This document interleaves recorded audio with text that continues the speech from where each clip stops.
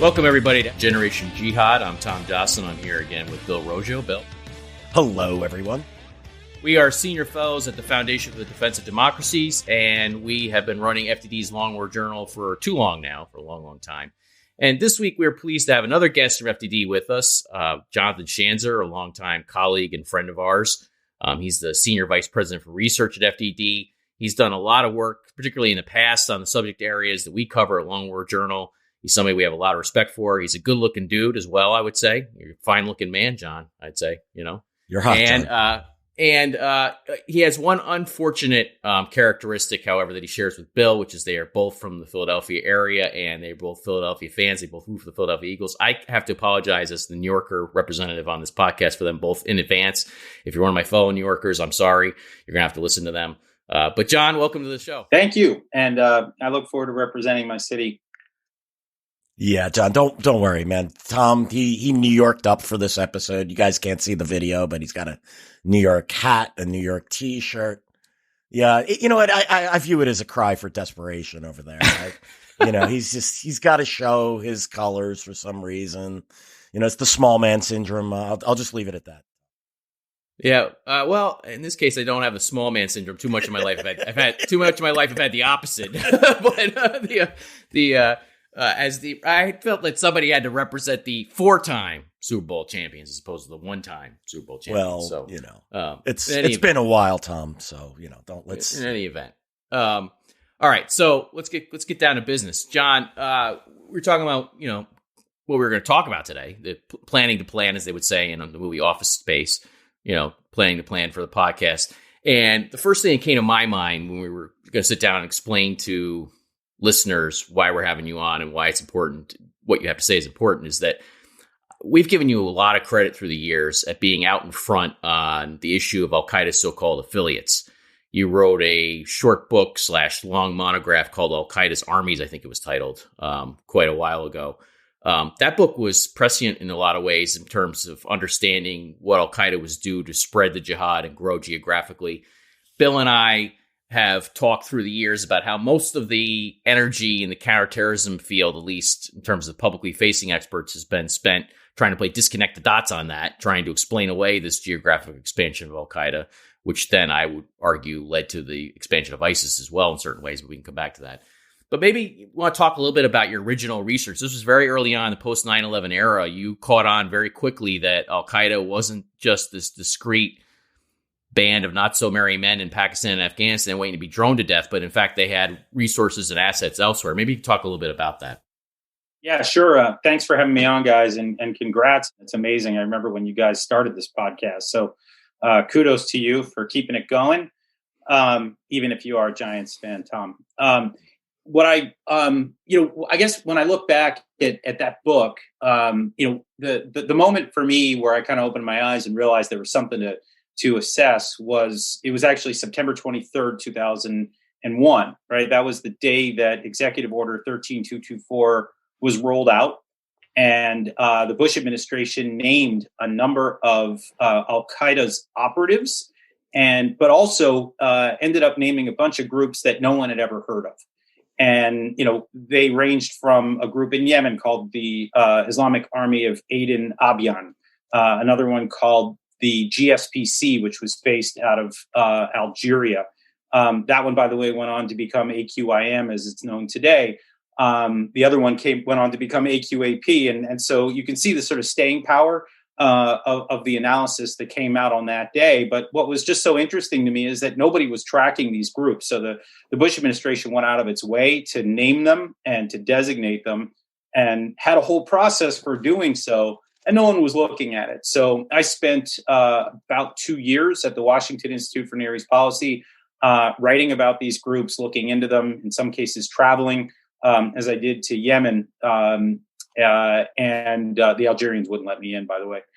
But after a couple of years of looking at it, it was really interesting because these groups were kind of a mixture of Al-Qaeda's global ideology fused with domestic politics. And it was that admixture of the Al-Qaeda ideology and the domestic politics that made these groups so dangerous. They were fighting for two reasons. And if, you just got a sense that they weren't going anywhere. And in fact, they haven't. And I argued then, I still argue today, that these groups make up the real dangerous constellation of Al-Qaeda's threat to the United States and to other countries around the world. And just for everyone listening, I mean, John's writings on this were revolutionary, were way ahead of its time. One of the things, both Tom and I have documented is Al-Qaeda's building their armies, which is known as Lashkar-e-Zil, or the Shadow Army, in the Afghanistan-Pakistan region. And this Al-Qaeda didn't come up with this fusion, as John noted, just out of, which it did in Afghanistan and Pakistan, just by accident.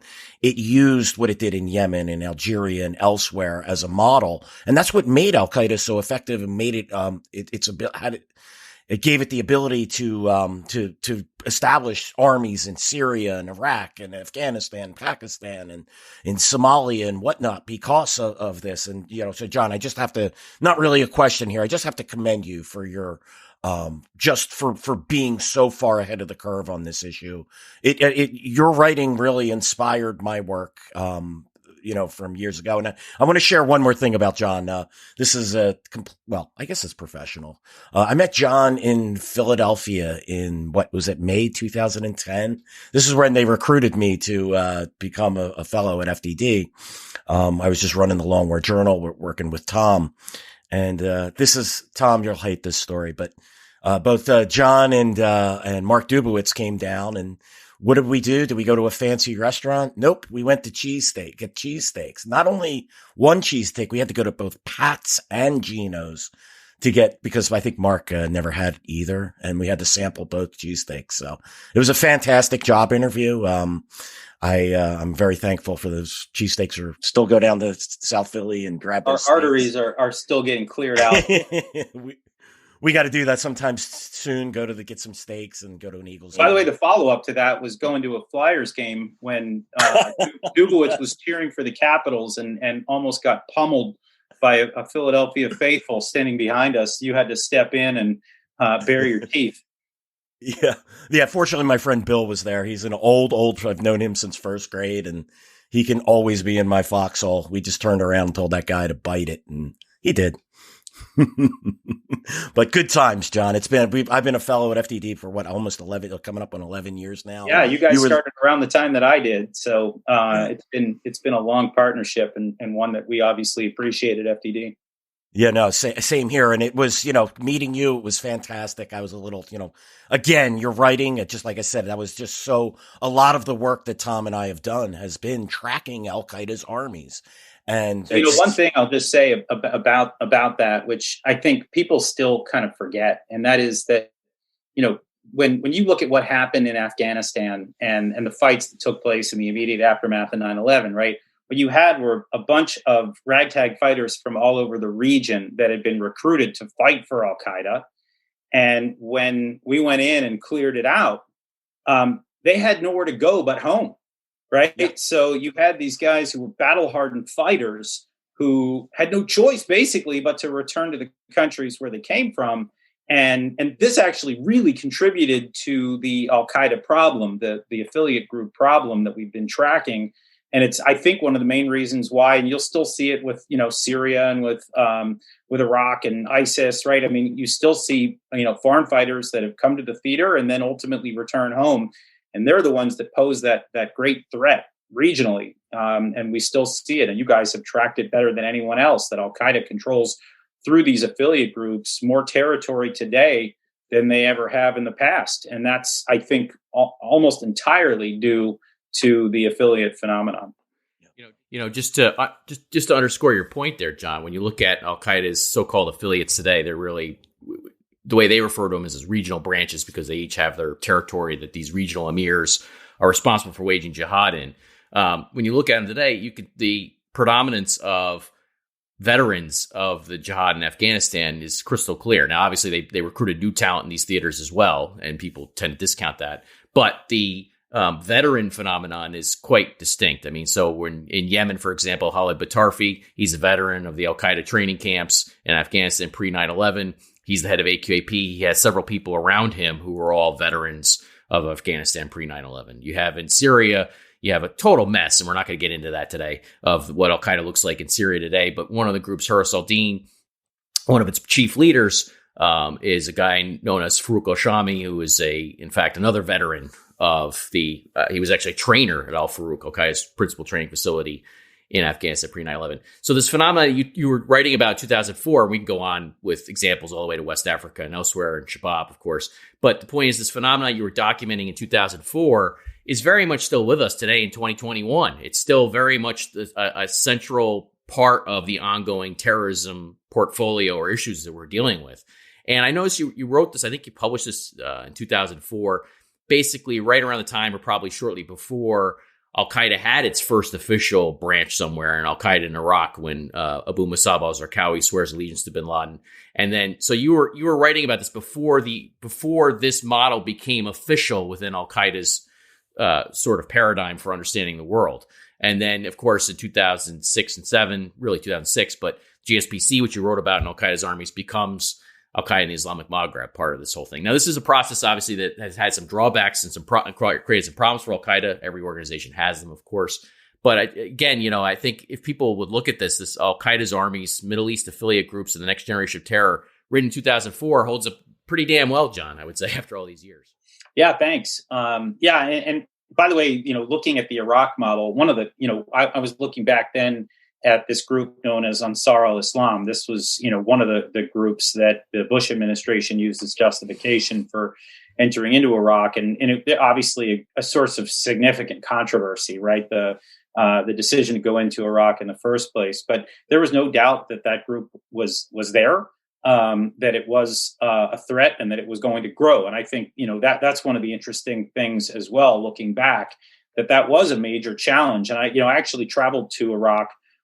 Went to the Kurdistan region and actually had an opportunity to interview some of their captured prisoners who were talking about their ideology. And you had a sense then, these guys were nuts.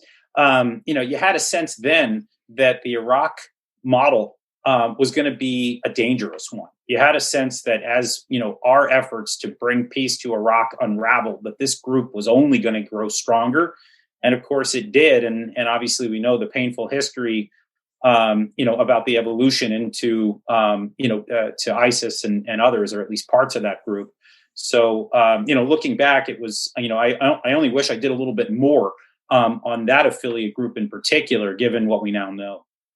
Yeah, the Ansar al-Islam story, I don't want to belabor the point, but it is interesting because Zarqawi, who you rightfully highlighted, was working with Ansar al-Islam in Iraq. He, of course, is the one that goes off to found, he has his own organization. He founds Al-Qaeda in Iraq, and then Ansar al-Islam becomes basically a foil in some ways for the predecessor to ISIS. And then ISIS, and we see the correspondence that was recovered in bin Laden's lair, in which the successor organizations to Ansar al-Islam are actually, basically warning about what's coming out of the forerunner to ISIS. And interestingly enough, and a point that I think a lot of analysts have missed, that bin Laden argued over and over again that basically he wanted the Ansar al-Islam group, Ansar al-Sunnah, to basically fold in with the predecessor to ISIS. And of course they didn't.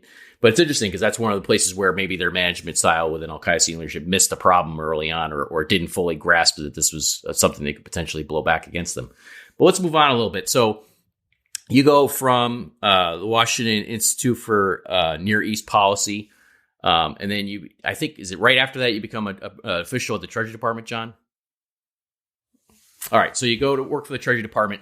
Now, this is the part of the podcast that I think I was most interested in getting you to explain a little bit, because Bill and I, for years, have spent a lot of time at Long War Journal covering these designations that come down, primarily from the Treasury Department, but also from the State Department on occasion.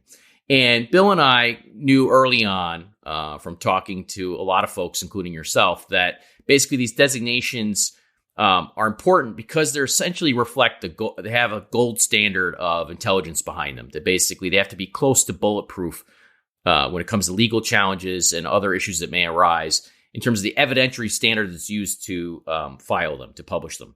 And I was hoping maybe you could explain to listeners why that is. You have more insight into that than we do. You have more knowledge of that than we do. Maybe you could explain to listeners why these designations are as important as we say they are from that perspective. Yeah, sure. I'll just say that from 2004 to 2007, which was when I was in Treasury, Spent a lot of time in, magnetically sealed door, poring over intelligence till my eyes, were blurry. But my task was to identify people who were engaged in illicit finance on behalf of Al-Qaeda primarily. Back then, that was the primary threat. And I had my lanes where, I was asked to look, and, we ended up finding a number of interesting people that you wouldn't know about unless you were looking at the intelligence, if you were, tracking these groups on a really granular level. And my job was to basically collect hundreds of documents as proof. And this is what we call an evidentiary. It would take me several months to compile this. And this is open source, but it's also multiple high side sources, so multiple intelligence sources that I was given access to. And ultimately, I come together with this huge binder. And it includes the names of the people, including their AKAs. It includes where they're born. It includes when they're born, where they live now, kind of any piece of identifier information that would be useful. And then on top of that, you start looking through the reasons for this. And, the reasons are usually threefold. One is providing financial support to an already designated terrorist organization. Another one is providing technical support. So that could mean, providing some kind of an assistance through banking or through computer assisted fraud, things like that. And then there's kind of a broader prong, which is just otherwise providing material support, which, is a really broad topic that, we could get into. But it basically means that even if you provided Al-Qaeda with, sleeping bags and tents, that's still actually providing assistance to a terrorist organization, and you should be held accountable. That alone wouldn't be enough to designate, but that, with those other prongs that I mentioned, was how we collected that evidence. Once it was all collected, and again, we're talking about hundreds of pages, really just mind-numbing stuff after a while. But the goal was, you get it past the lawyers at Treasury, then you get it past the lawyers at State. Then there's an interagency process. And I think this is still how it works today, where the interagency looks at these designations and they basically decide whether there are any equities that, for example, the CIA or the White House might have that would get in the way of a designation. And then seeing none, then you have as the rollout. And this is where I think, you guys realized it early, what was known as the statement of the case, right? Which is this short statement as to why a given person or charity or entity is designated. I had to go through an insane declassification process where I had to go back to the various agencies where I pulled that information and requested them to sign off on individual sentences that I included with footnotes in that initial document that had hundreds of pages. And they would go through and redact, and they would accept or reject. And eventually I would have 30, 40 sentences that I would have to string together in a way that would get approved by the intelligence community. And that's the stuff that would come out. So really what it was is the closest thing you have to just flat out declassified intelligence about individuals involved in supporting terrorist organizations financially or otherwise. So it is kind of a gold standard. Now, I will say that some analysts were more careful than others, and so not every designation was of the exact same standard. But I think the number of lawyers involved, the number of gray hairs, and believe me, I got plenty now, where you're just constantly butting your head with these lawyers, asking them to give you the green light to move ahead. It was that process that ultimately made me feel more comfortable that this was the U.S. government speaking in a pretty unequivocal voice. John, you had mentioned that it goes from Treasury to State, and then you said to the White House, and then you said something can get in the way of the designation. What can you describe some of those things that could prevent that packet from actually becoming a terrorist designation? Is it political? If there's a political process going on, the White House is already wedded to. It could be a problem. For example, if let's just say the U.S. government is trying to broker some kind of calm, I wouldn't call it peace, in a place like Iraq.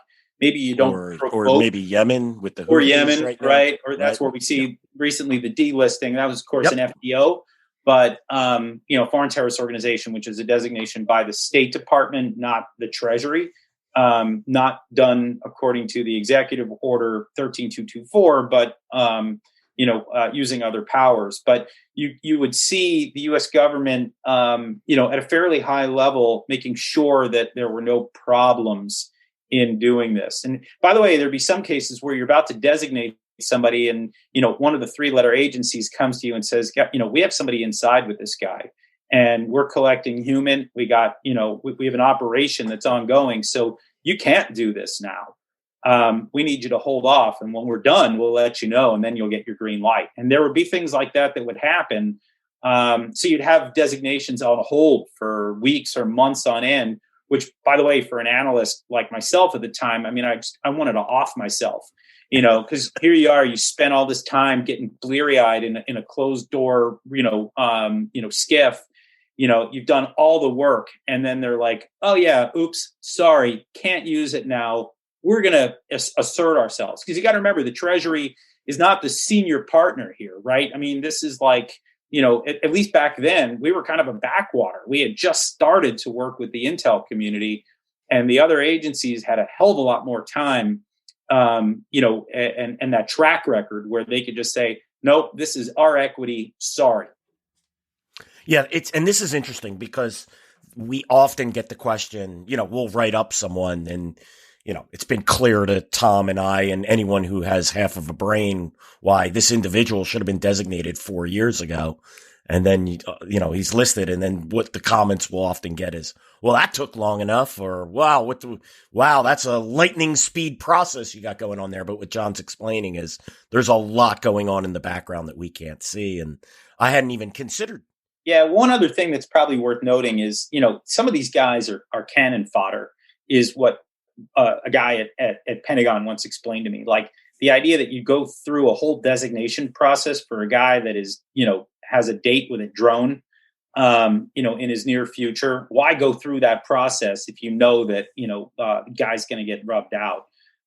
So there was that kind of question too, is like, it's the guys that are kind of embedded in the West, operating out of Europe, operating out of capitals in the Arab world, and you're having a hard time finding them.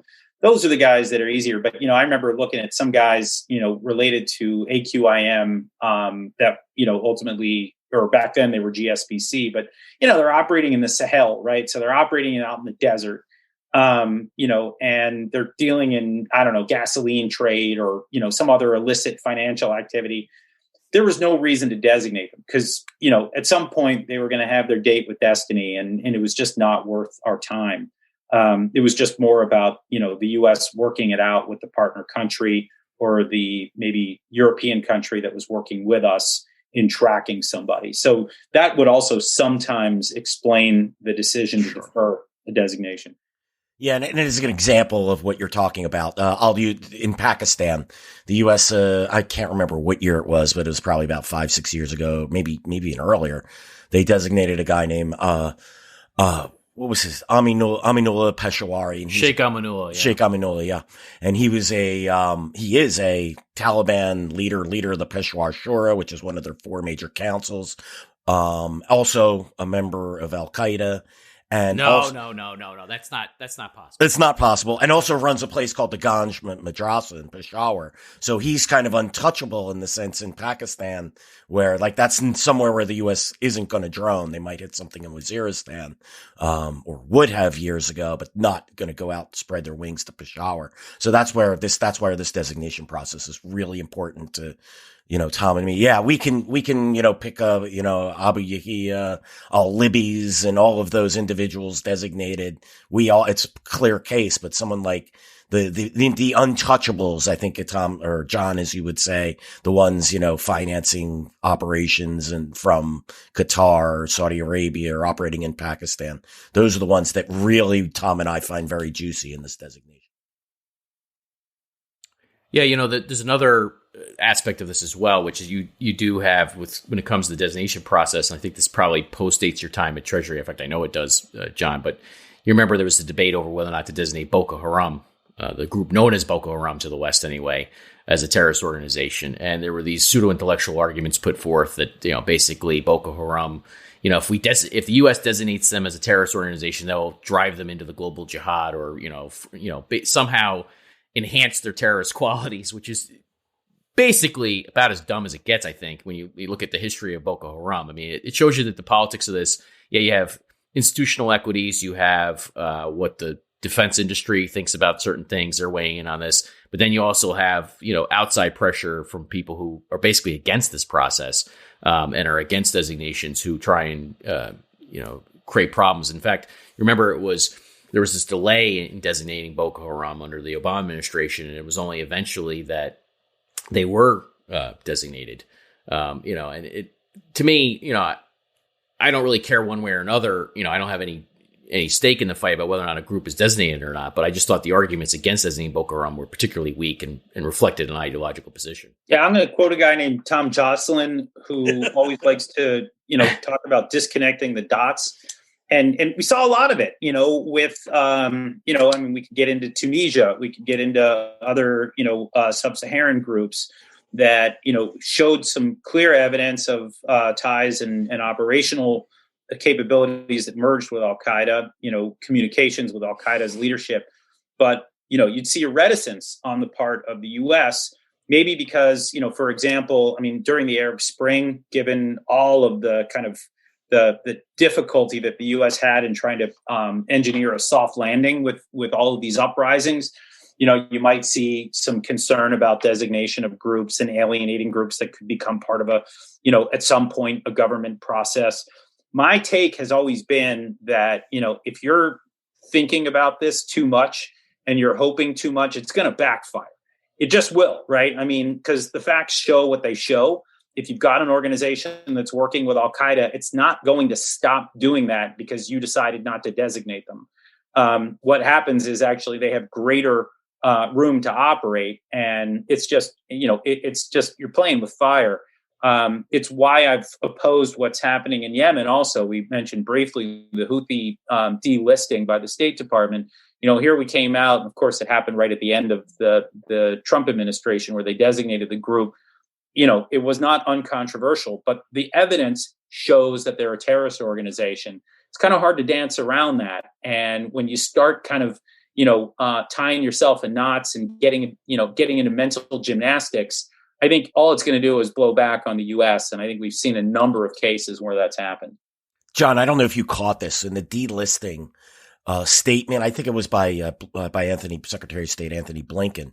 He lays out all the reasons why the Houthis are a terrorist organization, using suicide boats to attack shipping and launching rockets and missiles against foreign countries, against civilian areas. He gives you every reason in the world why the Houthis should remain a foreign terrorist organization. And then yet to list them, I just found that astounding. It's just an observation, but by the way, to both your points, it was right after the delisting. What did the Houthis do? Yeah, they launched an offensive. So if you're trying to incentivize good behavior on their part by delisting them or saying, hey, we can treat you as a normalized actor, they did the exact opposite within days of the delisting. It's sort of But again, I don't expect reality to come crashing down on any of these ideologues on this stuff. So, and I don't expect, it to change anytime soon, but I think it is worth noting a couple of things.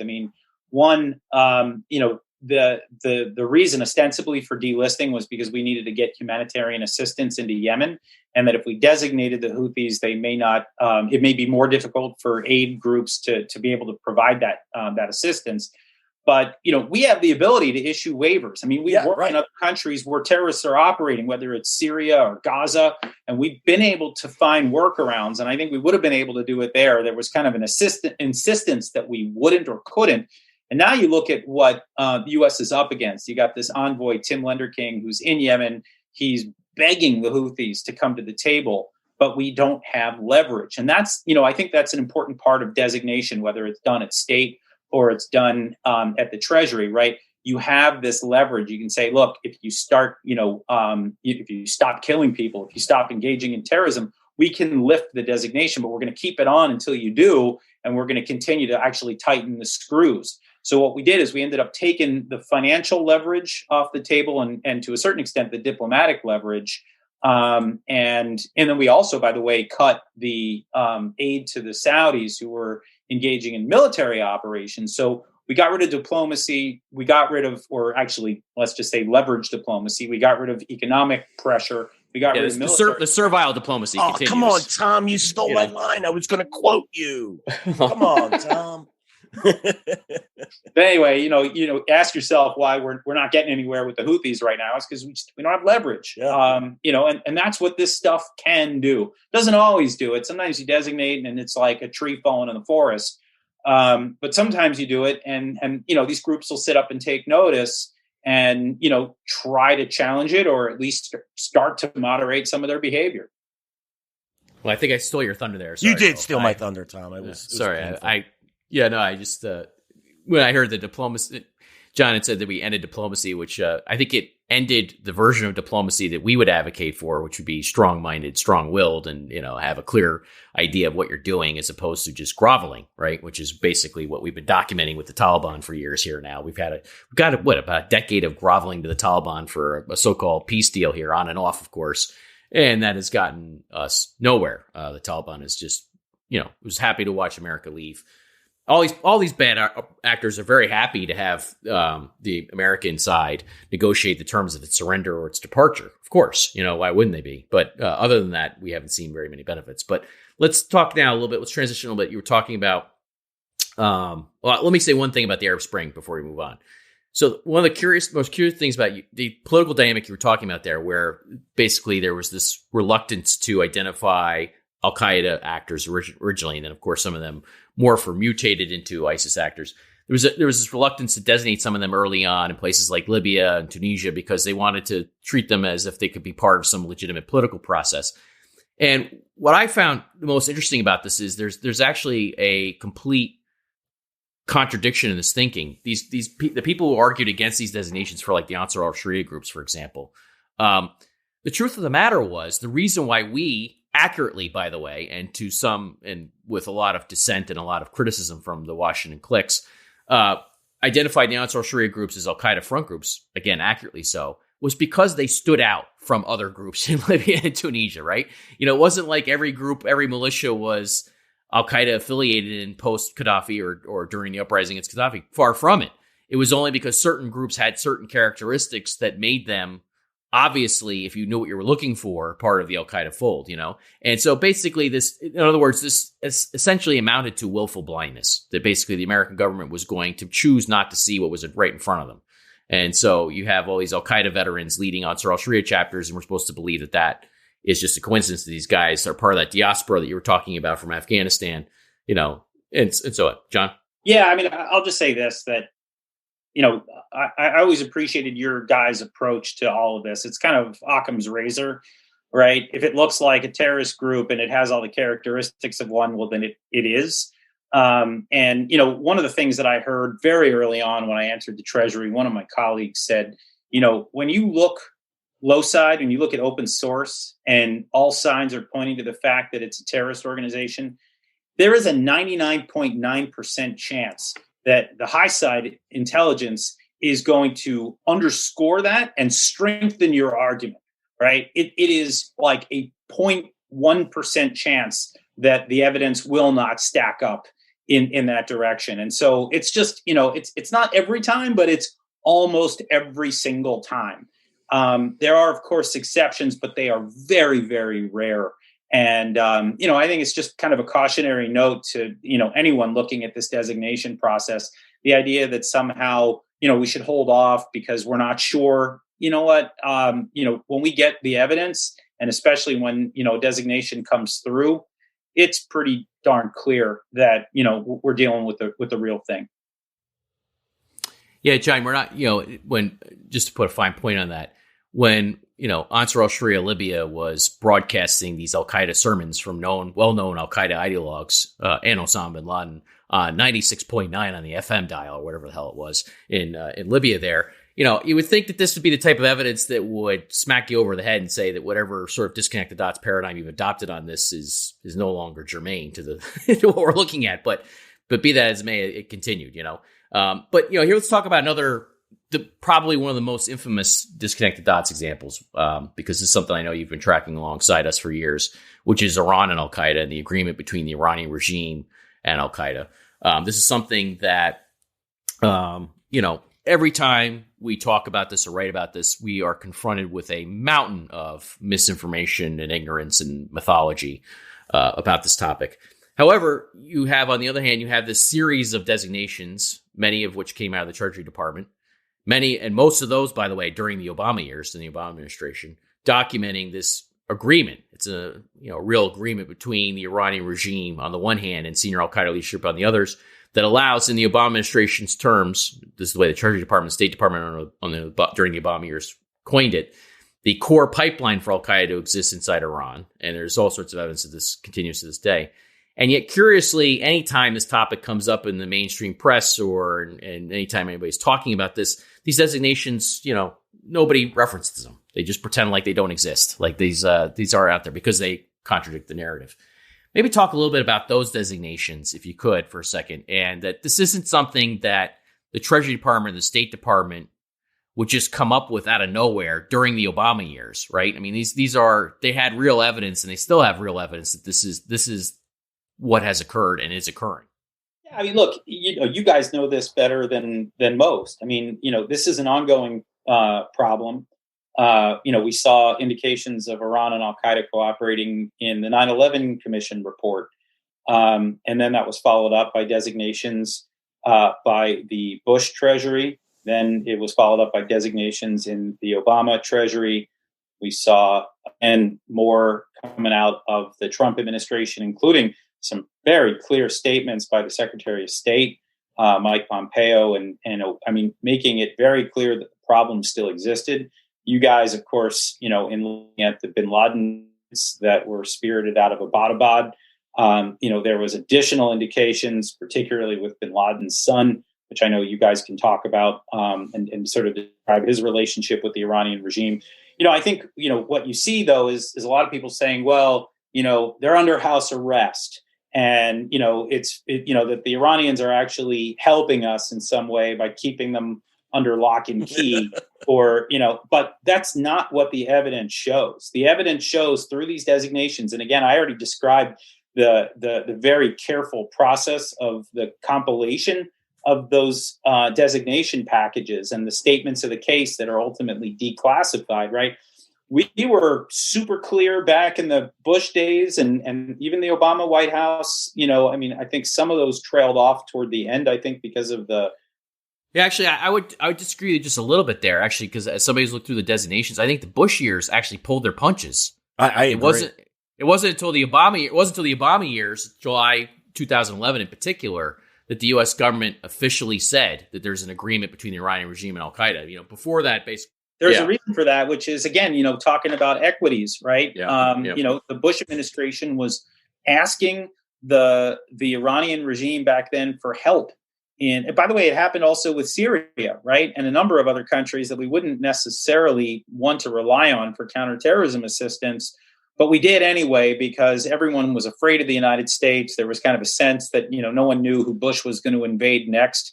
Afghanistan, Iraq. It looked like we were ready to topple any regime that wasn't cooperating with us. So everybody kind of jumped on board. And you had this kind of nominal cooperation for a short period of time by the Iranians. But when you look at that long-term trajectory, man, it is so clear that that Al-Qaeda has found a shelter in Iran at a fairly senior level, right? Senior leadership, which I know a very senior level. Yeah. John, so why, maybe you can't answer this question, but I'll ask it anyway. 2011, that secret deal is disclosed by Treasury. Why would the Obama administration sign off on that? As you noted, the process to go from Treasury to state, interagency, all the way up to the White House, and the Obama administration's keen on, I know you were going to say the JCPOA, the Joint Plan of Action for the nuclear deal with the Iranians. The Obama administration probably tapered off some of its designations at a period of time so as not to draw notice to that. But by 2011, can you explain, do you have any thoughts as to why that this secret deal was exposed at this time?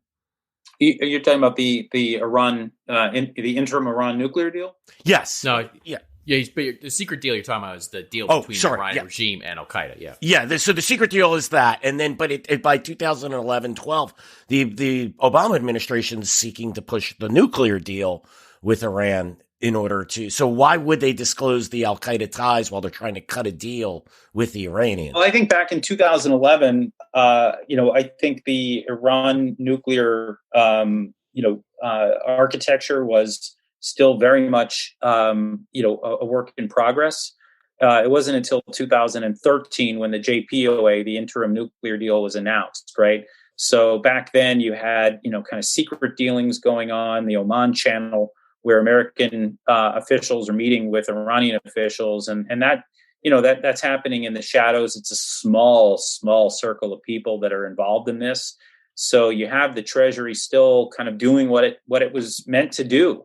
And the U.S. government largely doing what it was meant to do. Then I think as the nuclear deal becomes something that looks more full, I think that's when you begin to see the trailing off. Again, it's all about equities, right? It's all about trading off what you want to prioritize. And of course, if you'd asked me back then, I would have said, you're prioritizing the wrong thing. I think that, having the American people be aware of this, ongoing quiet relationship between Iran and Al-Qaeda, defying everyone who was out there saying that Sunni and Shia, extremists don't get along, that these things are impossible. They were, in fact, very possible, and it was very dangerous. I think it still is very dangerous for American national security. But, once again, you had the Obama administration prioritize one over another. And this is ultimately the push and pull of government. You got to respect that. I don't necessarily agree with the decision. Well, I'll chime in here again. So in terms of respecting policy preferences, one of the more curious aspects of all this is that it's, people who were involved in pushing the Iran nuclear accord, known as JCPOA, the sort of the political hacks, the ideologues who were fighting that fight in the media and in DC circles, including some people who have rejoined government, unfortunately. I distinguish them from the professionals, I would say. They like to accuse people like us of saying, well, you're just trying to gin up an Iran-Al-Qaeda connection to undermine nuclear diplomacy or to advocate on behalf of a war with Iran. And actually, it's exactly the opposite. They're the ones who are denying evidence that came out of the Obama administration's Treasury and State Departments, right? So I could prove my case within the four walls of what the Obama administration said, or at least demonstrate my case. They're the ones who are lying about that in order to justify their policy preferences and to demonize their opposition in the policy world. And so there, to put a fine point on it, I'm thinking of somebody like Ned Price, who's now the State Department spokesperson, who I personally dealt with his lies about our work on this and stuff that he spread in the media. And I didn't get very far because people can come to me and say, hey, Tom, what's the deal? And I'd say, well, it's bullshit. And so they back down. But some people were takers on it. And I see him out there today, and I would love to have somebody who actually knows about this actually question him about it.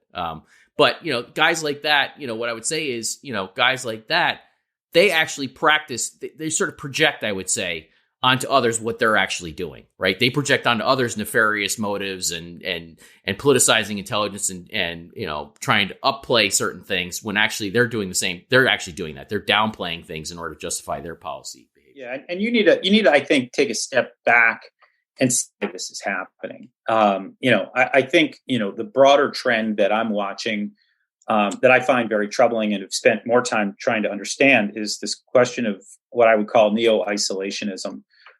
These are Washington analysts that, broadly advocate for something they call restraint. Analysts is being generous, but yes. Yeah. These are organizations and analysts that are basically looking for any reason that we can to hightail it out of the region. And, look, Tom, as you've rightly noted, our footprint in the Middle East is already pretty darn small. I think that over the years, we've seen that the U.S. has lost its taste for being involved in the Middle East. And I think maybe for good reason in Iraq and Afghanistan. But you have a gaggle of analysts now that are out there advocating for capitulation, whether it's Afghanistan, whether it's Iran, whether it's, as you call it, disconnect the dots with Al-Qaeda groups, that we just don't have a reason to be there any longer, and we need to pivot to Asia, or we need to pivot home, and we're spending too much on defense.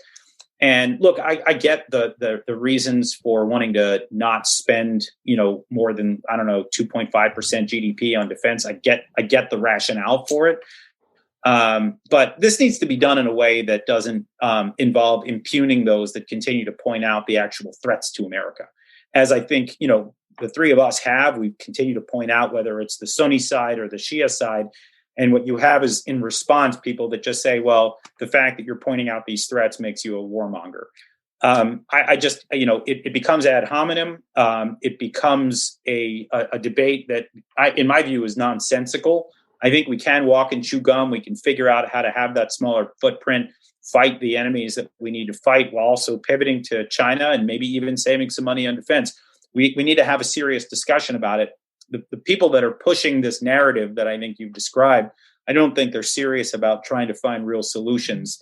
It's very ideological in nature, and something that I find very troubling right now in Washington. There isn't anything more swampy than what we're seeing right now with this neo-isolationist trend. Yeah, and if I may just add to that, I think the same people that are pushing for this neo-isolationist are many of the same people who gave us bad policies that caused, leading us to fail in Iraq, to fail in Afghanistan, to, allow the Defense Department to spend far too much money improperly. And so, yeah, I just find, again, distasteful is quite tame word for me, but it'll do for this podcast. Let your Philly side come out. Disgusting. No, I can't. Anything else would be far too vulgar. Yeah, I mean, the way I would put it, John, is that, you take Afghanistan. I think Bill and I can critique the Afghan war better than any of the neo-isolationists. Okay, we can give you a play-by-play about how this thing went awry. And we're very critical of the leadership here, both on the military side and political leadership. And you're not going to get a war cheerleading story from either of us. You can look at our reporting in Lone War Journal more than a decade ago now, and you could see that we predicted we were going to end up in this spot, right? That there were fault lines here. But what is different, I think, about what we do is we just don't want to whitewash the Taliban, right? It's fine to say, hey, we think the Afghanistan war has been mismanaged, mishandled, and has misspent American resources, and there are too many problems there to keep it going. I understand that, right? I understand somebody saying they don't want to send American service members in Afghanistan anymore. I understand that too, right? I don't understand somebody telling me, but the Taliban is really just a local group and they're our peace partner and can be our counterterrorism partner. Whoa, wait a minute. No. And don't tell me that it's America that's kept that war in Afghanistan going, when America and its ally, the Afghan government, have repeatedly begged for a ceasefire from the Taliban, have been groveling to the Taliban on and off for years for a phony peace deal, right? Don't impugn America's motives here. America was drawn into this war. Yes, it's been terribly mismanaged and mishandled. But don't tell me that America wanted to be in Afghanistan, or the military-industrial complex wants to be there for some reason, and basically that's all that's keeping this going. No, don't give me that. And I'll just add to that that kind of just real thinking about Afghanistan. I mean, we need to see more of it on the Iran side too, right? I mean, we were hearing people. I mean, it's mental gymnastics, right? Hey, if we just empower the moderates, we'll be able to sideline the hardliners. And we need to do that by providing the world's, most dangerous terrorist organization, terrorist sponsor, with sanctions relief, right? If we just do that, it'll all work out, and we'll be able to come up with a nuclear deal that'll make everybody happy, and we'll all high five and go home.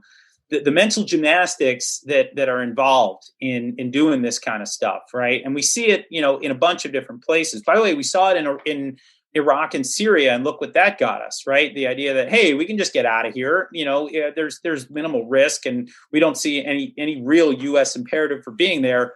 Oops, we got the rise of ISIS, right? I mean, it's this mental gymnastics approach to counterterrorism, counter-radicalization, and dealing with malign actors in the region that I just don't get. I think it's worth an effort to combat it.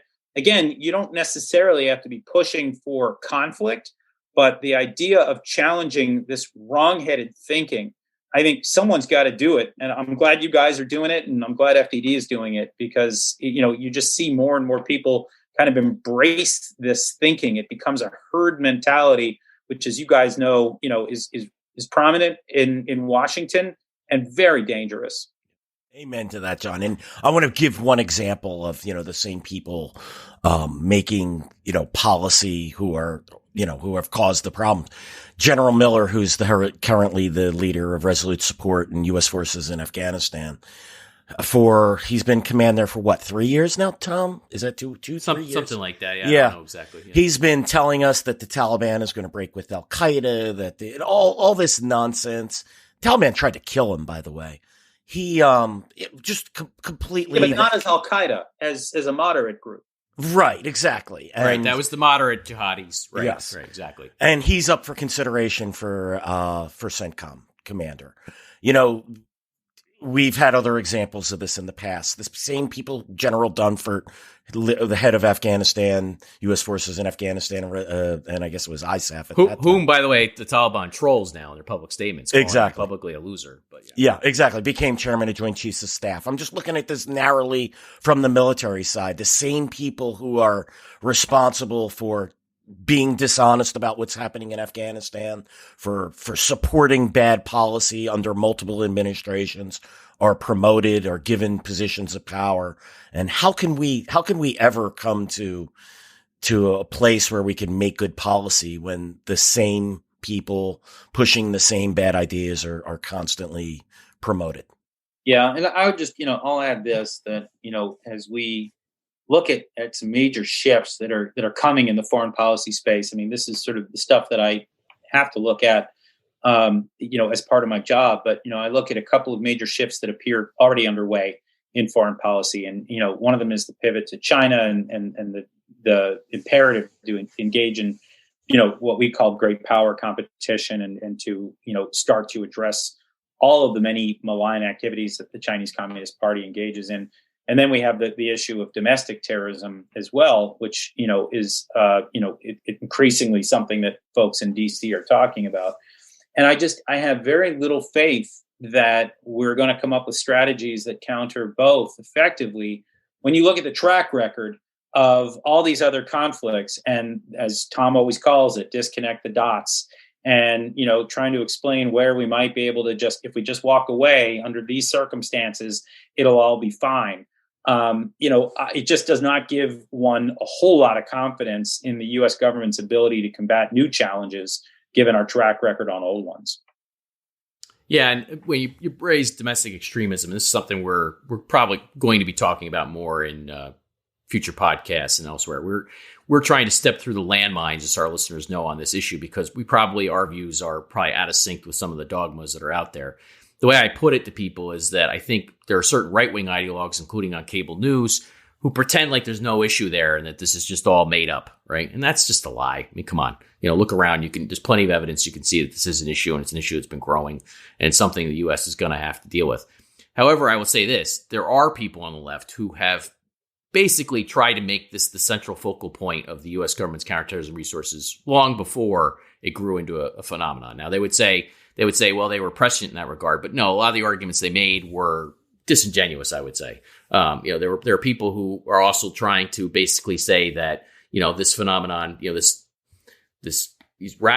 mixture of, real hardcore extremists and the island of misfit toys that sort of overran the Capitol on January 6th, that mixture defines the 74 million people who voted for Donald Trump, right? We see arguments that are trending that way.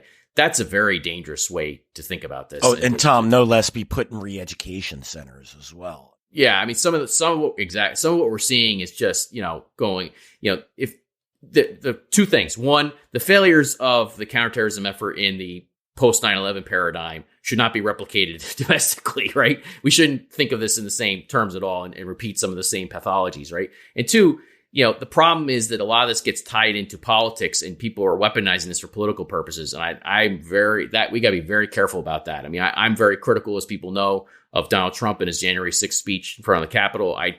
I've said publicly, I think he incited that for sure. I've read and listened to that speech over and over again. I think the QAnon stuff is directly an outgrowth of his persona and his cult of personality, and there are many problems there. You have other right-wing militias I'm concerned about? Absolutely.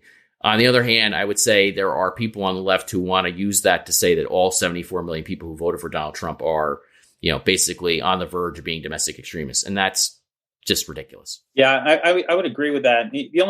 I would add a couple of things because I think you put it well. But so I live in the DC area, and I took a trip down to DC a few weeks ago. I got to say, we got military vehicles blocking streets. You got concertina wire. I mean, I have to say the green zone in Baghdad looked a little bit more inviting than Washington right now. And it's just it's really disturbing to see the U.S. locked down like that. I don't remember seeing anything like this after 9/11, right? So this could be a real overreach, I think. And I know that there is a debate inside the intelligence community right now about how to reallocate resources. And I do have real concerns. Again, I think taking nothing away from the threat that exists, that I think you put really well, Tom.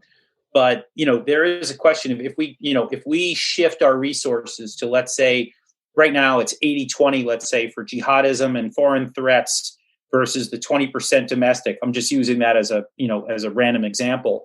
And we go from there to 60-40, where 40% is dedicated to domestic threats.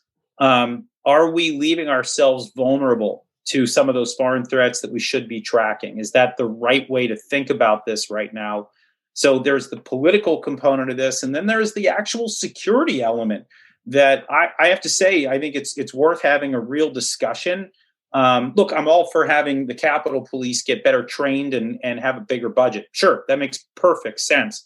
But all of the other deployments that we see around the Capitol right now, it's crazy. My understanding is that it's roughly the number of people deployed right now, number of servicemen, is roughly equal to what we have in the Middle East. Yeah. That's true, John. I've read that. Yeah. At one point, it was more than in Iraq and Afghanistan combined. I don't know if that's currently the case, but that was certainly that was something that I think people were repeating that, and they thought that proved some point for themselves, publicly. But that was the statistic that I saw over and over and over again, was that the case, and that's not something to be celebrated, right? I mean, this is not a good thing, right? I mean, and it's interesting, right? I mean, but again, it reflects, I think, to a certain degree, it does reflect the skewed politics of all this, which is something that's very tough to discuss because, for somebody like myself, I'm on an island here on this stuff. So, there's no, you mentioned herding earlier. There's no herd coming to my defense and my views on this stuff, and so that's a big part of the problem. I think we're gonna wrap up there, if you think, John, for this week, this episode.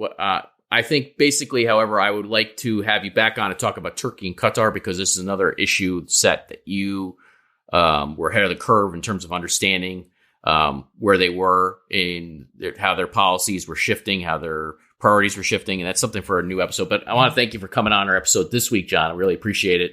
We've admired your work for a long time, and you're a good friend of ours. And so thank you for coming on. My pleasure. Keep up the good work, guys. John, thank you so much. Let's grab a cheesesteak and get to a Eagles or a Flyers game or Sixers game, or a Phillies game sometime. Sounds better than that.